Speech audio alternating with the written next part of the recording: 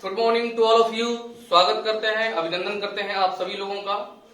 मेरे जितने भी आदर्श विद्यार्थी हैं आज उनके लिए हम लोग के चैनल पर क्लास से रिलेटेड पहला क्लास चल रहा है। जैसा कि आप लोग को पता होगा कि हमने पिछले वीडियो में बताया है कि हम लोग 3 मुद्दे पर काम करेंगे। पहला मुद्दा होगा कि हम लोग का क्लास कैसा चलेगा, दूसरा होगा कि आपको एग्जाम से रिलेटेड अपडेट देते रहें, और तीसरा होगा कि कोई इंपोर्टेंट टॉपिक जो आपका एग्जाम से रिलेटेड हो, आपके जानकारी के लिए सही हो, उसको हमने एक नाम दिया है मुद्दे की बात।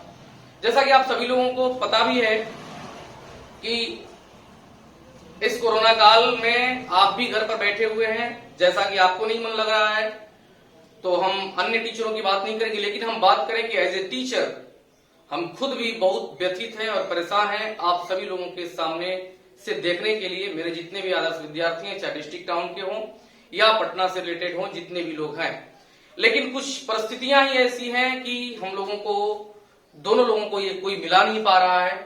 सरकार भी जो है वो अपना जो है कि काम में लगी हुई है, भाई देखते हैं कहां तक क्या होता है। लेकिन सभी लोग आपको यही बोलते होंगे, इसलिए हम ये नहीं बोलेंगे कि आप घर पर रहें, मास्क लगाएं, सुरक्षित रहें, क्योंकि नहीं बोलने का कारण यह है कि आप खुद भी समझदार हैं। दूसरी बात यह चीज है कि हम ये जरूर बोलेंगे कि आप धैर्य थोड़ा सा और रखें। मुझे पता है कि इस वीडियो के कमेंट में जरूर ये आ सकता है कि सर धैर्य कितना हम लोग रखें, धैर्य रखते रखते तो हम लोग पूरी तरह से परेशान हो गए, लेकिन क्या करेंगे, मजबूरियां ही, परिस्थितियां ही ऐसी हैं कि धैर्य रखना पड़ेगा। एनीवे, फटाफट के अंदाज में मेरे सभी विद्यार्थी आज हम लोग शुरुआत कर रहे हैं ज्योग्राफी का।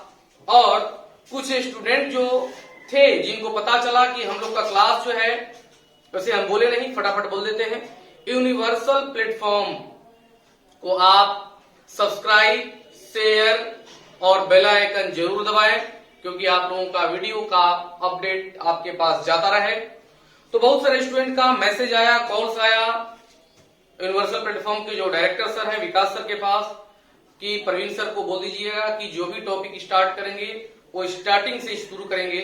हमने जो है कि कल सोच रहे थे कि क्या स्टार्ट करें, कभी मन में आया कि पॉलिटी स्टार्ट करें, कभी मन में आया कि ज्योग्राफी स्टार्ट करें। इस प्रकार के उहापोह में हम लगे, फिर सोचे कि नहीं, हम ज्योग्राफी स्टार्ट करते हैं।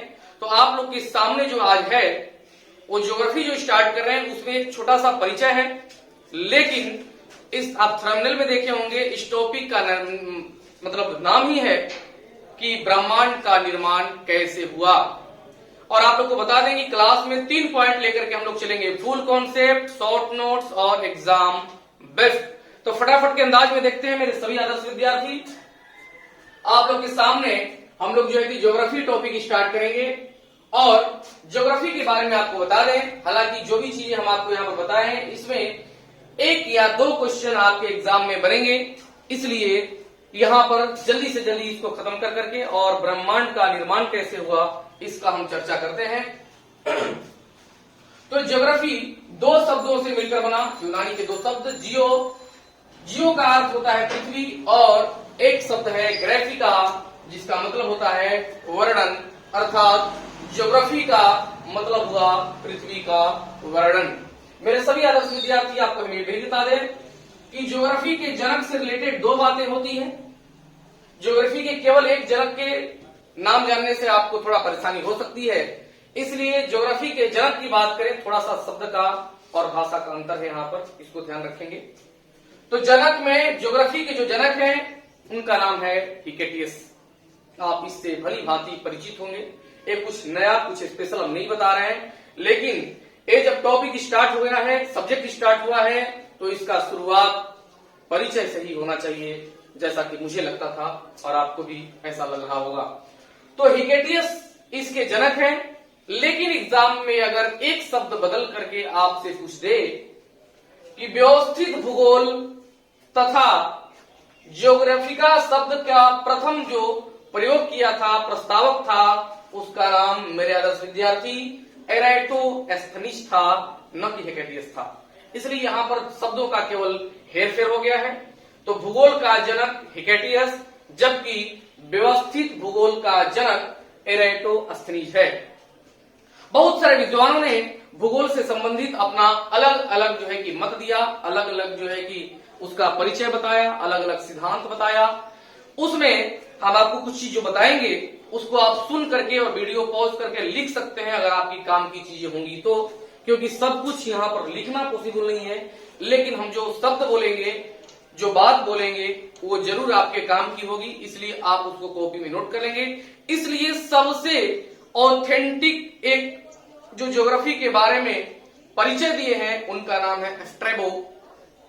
स्ट्रैबो ने कहा कि भूगोल एक ऐसा विषय है जो लोगों को या जिसके माध्यम से यानी भूगोल के माध्यम से लोगों को उनके बारे में आकाशीय पिंड, आकाशगंगा, तारामंडल, ग्रह, क्षुद्र ग्रह, उपग्रह, इन सारी चीजों के साथ साथ महाद्वीप, महासागर, वनस्पति, पवन, जल, नदियों आदि के बारे में जो लोगों को जानकारी या ज्ञान प्राप्त कराए उसको हम लोग भूगोल कहते हैं। किसने बोला आदर्श विद्यार्थी? स्ट्रैबो ने बोला, स्ट्रैबो ने। उसके बाद बदलते समय के अनुसार फिर जो है कि कुछ विद्वानों ने, भूगोलविदों ने बोला कि भूगोल को सिर्फ और सिर्फ एक जो है कि फ्रेम में लेकर के आना उचित नहीं होगा, इसलिए भूगोल को कई जो है कि पार्ट में तोड़ा गया, जिसका मेजर 2 पार्ट है वो है फिजिकल ज्योग्राफी, भौतिक भूगोल, तथा ह्यूमन ज्योग्राफी, मानव भूगोल। अब फिजिकल ज्योग्राफी और ह्यूमन ज्योग्राफी में क्या अंतर है, तो यहाँ पर भौतिक भूगोल से संबंधित ये बात समझेंगे। तो भौतिक भूगोल का जो जनक है वो है पोलोडोनियस, यानी भौतिक भूगोल को पोलोडोनियस ने एक प्रकार से क्लासिफाइड कर दिया, डिफाइन कर दिया। और मानव भूगोल के जो जनक हैं उनका नाम है फ्रेडरिक रेटजेल। फ्रेडरिक रेटजेल, आप इसको सिस्टमेटिक वे में जरूर नोट कर लेंगे। अब भौतिक भूगोल से क्या संबंधित बातें आई, तो भौतिक भूगोल से संबंधित बातें थी वो सभी चीजें जो प्रकृति प्रदत्त है, प्रकृति द्वारा बनाई गई है, जिसके माध्यम से मानव रहना और जीना उसके साथ सीखा, जिसमें आपको अभी हम बताए महाद्वीप, महासागर, वनस्पतियां, जल, हवा, इन सारी चीजों को प्राकृतिक भूगोल अर्थात फिजिकल ज्योग्राफी के अंतर्गत रखा जाता है। जबकि मानव ने अपने विकास, क्रियाकलाप, स्थानांतरण, बदलाव के लिए जो चीजें बनाई, जो विकसित किया, उसको ह्यूमन ज्योग्राफी के अंतर्गत रखा गया।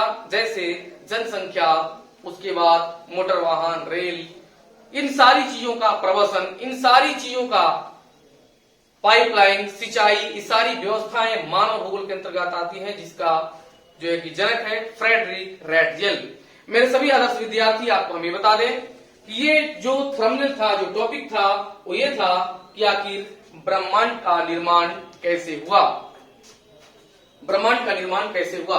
तो इसको हम लोग आगे बढ़ाने के क्रम में यहाँ पर जरूर बताएंगे कि ब्रह्मांड का निर्माण कैसे हुआ और ब्रह्मांड में कौन कौन सी चीजें आपकी हैं जो कंसेप्चुअल हैं और एग्जाम में कैसे पूछता है।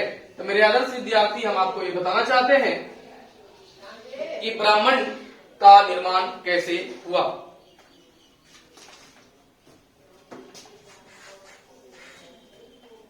तो हो गया, कर दो। तो मेरे आदर्श विद्यार्थी, हमने बताया था आपको कि ब्रह्मांड के बारे में जो हम लोग चर्चा करेंगे, तो शॉर्ट नोट्स के तौर पर कुछ आपके सामने टॉपिक मतलब पॉइंट में लिखे हुए चीज है। उसके बाद हम लोग जो है कि कंसेप्ट देखेंगे बोर्ड पर ही कि कैसे ब्रह्मांड का निर्माण हुआ और कहाँ हमारा सौर मंडल, कहाँ हमारा आकाशगंगा है, उसके बाद भी आगे कुछ है कि नहीं, किस प्रकार से इसका निर्माण हुआ, इन सारी चीजों का अभी हम लोग चर्चा करेंगे। तो देखिए, ब्रह्मांड से संबंधित जो संबंधित विज्ञान है उसको जो है कि कॉस्मोलॉजी कहा जाता है। कॉस्मोलॉजी में कॉस्मोस पदार्थ जो थे उनके माध्यम से ब्रह्मांड का निर्माण हुआ। उसके बाद दूसरा पॉइंट आपका है ब्रह्मांड का केंद्र पृथ्वी है।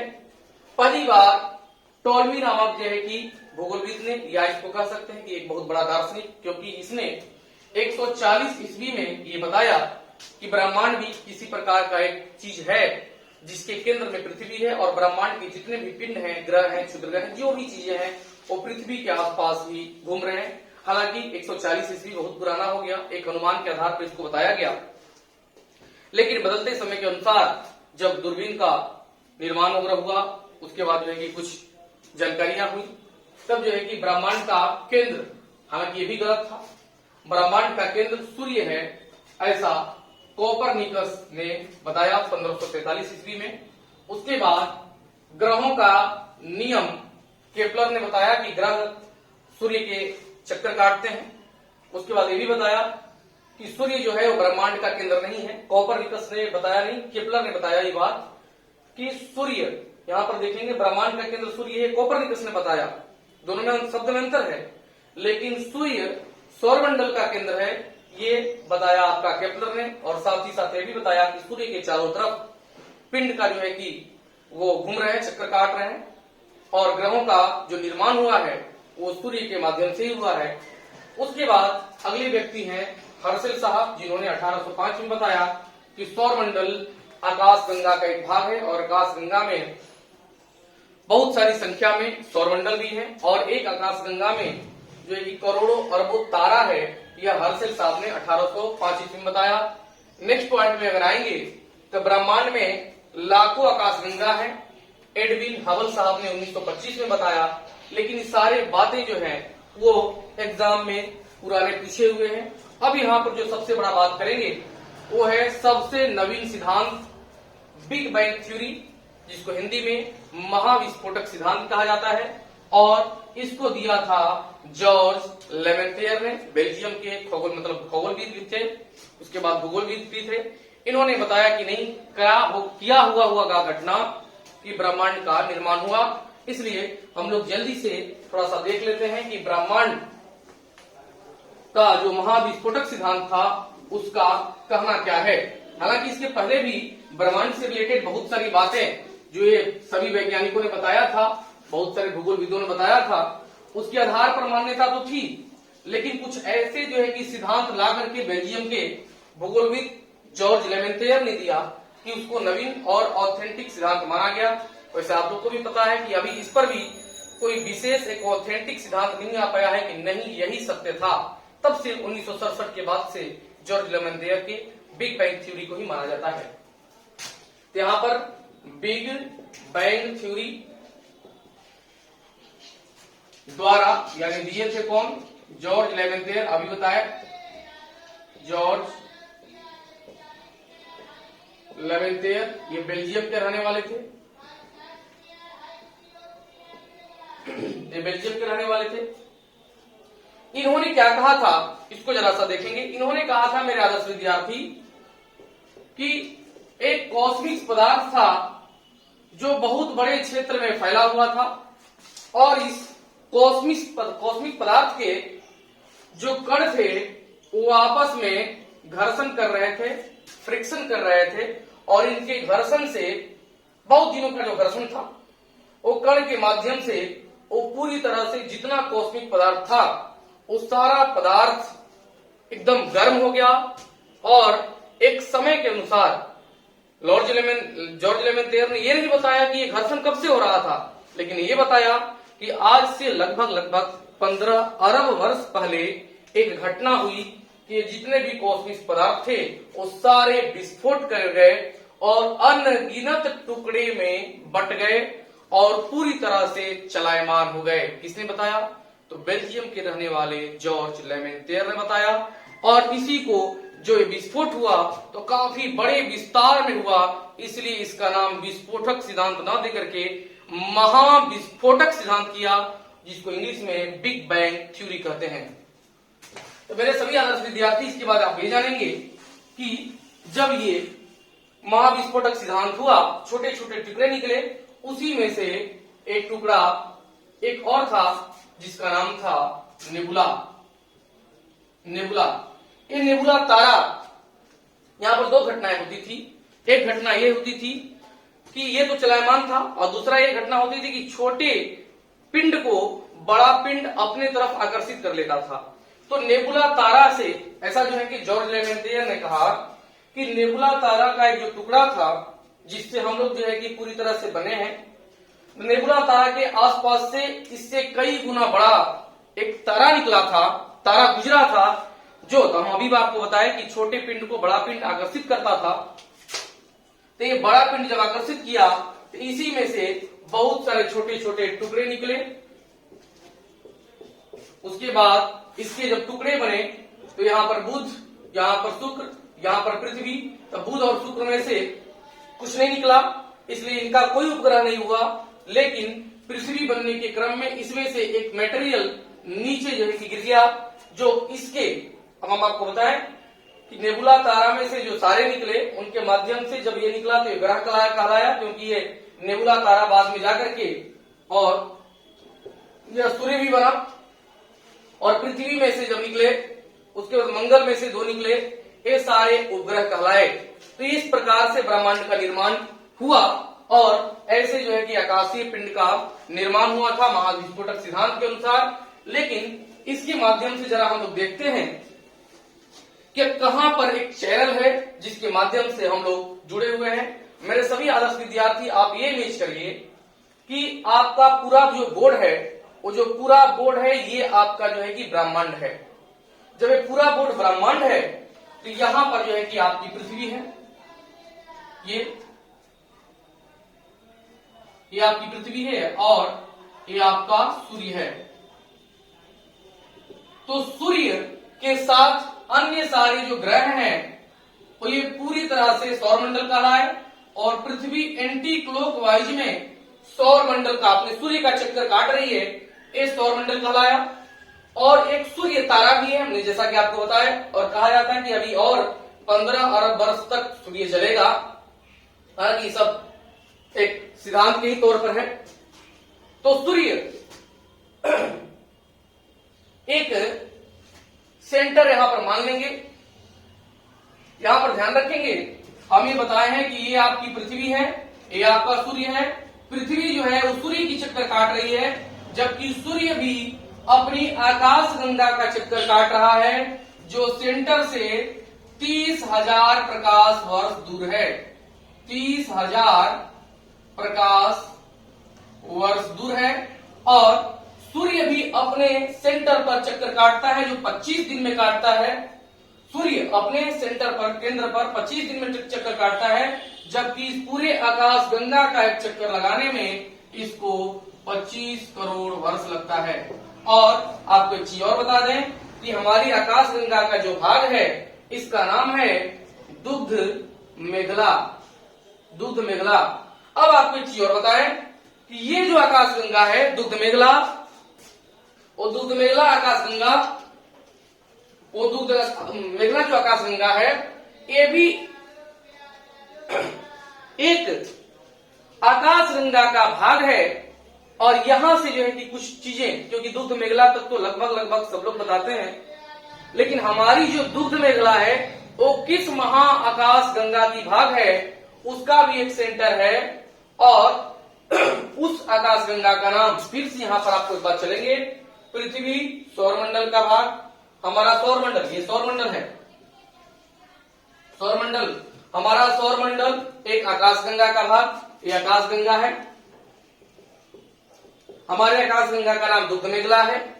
यह दुग्ध मेघला आकाश गंगा जिस आकाश गंगा का भाग है, इसका नाम मेरे आदर्श विद्यार्थी लेनिया किया है। लेनिया किया। और आज से लगभग जो है कि 10 साल पहले हमारे भारत के वैज्ञानिकों की एक दल ने बताया कि लेनिया किया से भी आगे एक, उससे भी बड़ा आकाश गंगा है। और यह लेनिया किया जिसका भाग है वो सेंटर में बना देते हैं। इसका नाम भारतीय नाम पर रखा गया, जिसका नाम सरस्वती है। तो इस प्रकार से सौरमंडल, आकाश गंगा, लेनिया किया, सरस्वती, इस चैनल बना। और इसके बाद अभी कोई खोज नहीं हुआ, इसके बाद कहा जाता है कि ऐसे सरस्वती करोड़ों अरबों की संख्या में है, जिससे आकाश गंगा बनता है और ब्रह्मांड बनता है। और ब्रह्मांड का जो व्यास है, व्यास यानी ब्रह्मांड जो है, इसका व्यास जो है, इसको कहा गया 250 करोड़ प्रकाश वर्ष। 250 करोड़ प्रकाश वर्ष का मतलब हो गया, आप अंदाजा नहीं लगा सकते हैं। एक प्रकाश वर्ष का मतलब ये हुआ कि 1 सेकेंड में लाइट जो है वो 3 लाख किलोमीटर का जब यात्रा करती है तो आप समझिए कि एक वर्ष में जितना लाइट यात्रा किया उसको एक प्रकाश वर्ष कहा गया, और पूरे ब्रह्मांड का जो व्यास है वो 250 करोड़ प्रकाश वर्ष है। ये छोटा सा चीज जो आपको हम बताए, उसके पहले हमने आपको बता दिए ब्रह्मांड से रिलेटेड कैसे कैसे क्वेश्चन पूछते हैं। ये ब्रह्मांड की उत्पत्ति से रिलेटेड एक छोटा सा कॉन्सेप्ट है जिसको बिग बैंग थ्योरी कहते हैं। जॉर्ज लेमेंटेयर ने इसको दिया था। आपको ये समझाने की हम कोशिश किए थे यहाँ पर कि पृथ्वी किस प्रकार में से हमारे ब्रह्मांड में एक नगण्य से भी नगण्य बिंदु के रूप में उपलब्ध है, क्योंकि हमारा पृथ्वी कहीं और है और हम पहुंच चुके हैं सरस्वती तक, और जो सौरमंडल है, जो सूर्य है, वो मेरे आकाश गंगा में अरबों की संख्या में है। ऐसी जो है कि अरबों ताराएं, एक और जो है कि आकाश गंगा का भाग है जिसका नाम लेनिया है। लेनिया विभाग सरस्वती का है, और ऐसे कई सरस्वती हमारे ब्रह्मांड में है। अगले टॉपिक में हम लोग कोई एक चीज और आपको बता दें, कोई जरूरी ये नहीं है कि आपको एकदम जो है कि ऐसे टॉपिक हम ब्रह्मांड उठाए हैं उसके बाद सौरमंडल तारामंडल खत्म कर देंगे, लेकिन कोई जरूरी नहीं है कि फिर आपको खत्म करने के बाद उसके बाद जो है कि अगला टॉपिक नेक्स्ट वाला जो आपके एग्जाम से रिलेटेड ज्यादा क्वेश्चन जहां से उठाता है वहां से आप लोगों की क्लास चलेगी, ताकि आपको ऑनलाइन माध्यम से भी ज्यादा से ज्यादा फायदा पहुंच सके, क्योंकि इस चैनल के माध्यम से आपको फायदा पहुंचाने की ही ज्यादा कॉन्सेप्ट रखा गया है। तो मिलते हैं अगले वीडियो में, तब तक के लिए आप लोग पढ़ते रहिए, और जो हम बोले हैं पिछले वीडियो में कि नोट्स, कॉन्सेप्ट और एग्जाम बेस्ट क्लास होगा, इसका आप भी ख्याल रखिएगा। बहुत बहुत धन्यवाद। आप स्वस्थ रहें और ईश्वर की कृपा से हम लोग जल्दी फिर मिलें। धन्यवाद।